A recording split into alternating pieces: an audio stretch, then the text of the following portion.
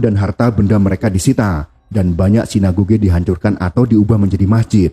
Peristiwa ini kemudian dikenal sebagai pengasingan Mawza dan diriwayatkan dalam banyak tulisan rabi-rabi Yahudi Yaman dan penyair Shalom Sabazi yang mengalaminya sendiri. Sekitar setahun setelah pengusiran, orang yang selamat diizinkan untuk kembali karena alasan ekonomi. Sebagian besar pengrajin dan seniman di Yaman adalah orang Yahudi, sehingga merupakan aset penting dalam perekonomian negara.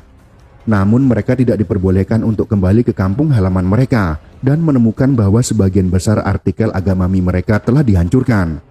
Mereka pun ditempatkan dalam suatu kuartir Yahudi khusus di daerah luar kota-kota. Orang-orang Yahudi Yaman memiliki keahlian dalam berbagai bidang kerajinan yang biasanya dihindari oleh orang Muslim Zaidi.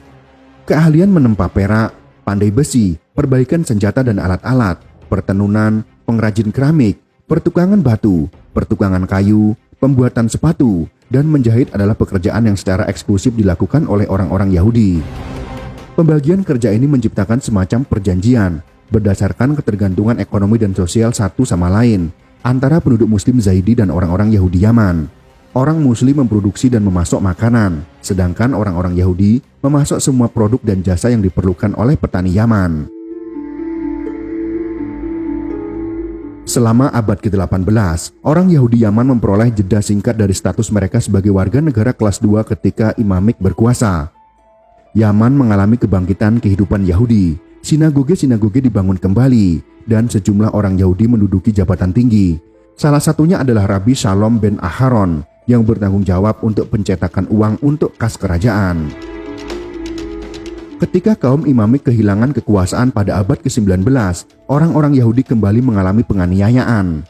Pada tahun 1872, Kekaisaran Ottoman mengambil alih kekuasaan lagi dan berkuasa hingga kemerdekaan Yemeni pada tahun 1918. Kehidupan Yahudi kembali membaik selama pemerintahan Ottoman. Kebebasan beragama Yahudi lebih dihormati dan orang Yahudi Yaman diizinkan untuk membuat lebih banyak kontak dengan komunitas Yahudi lainnya. Sekarang pada zaman modern, mayoritas orang Yahudi Yaman hidup di Israel.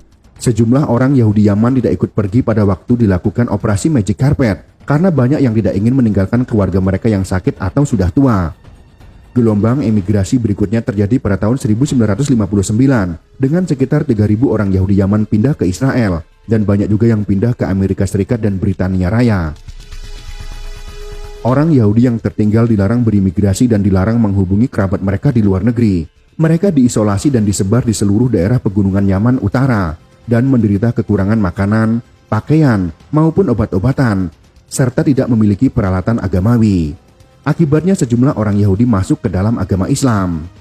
Keberadaan mereka tidak diketahui sampai tahun 1976, ketika seorang diplomat Amerika tidak sengaja menjumpai sebuah komunitas kecil Yahudi di wilayah terpencil di Yaman Utara, seperti yang sudah disinggung di awal materi.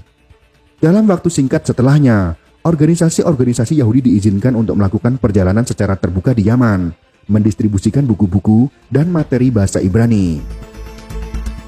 Begitulah sekelumit sejarah tentang kondisi orang Yahudi di Yaman.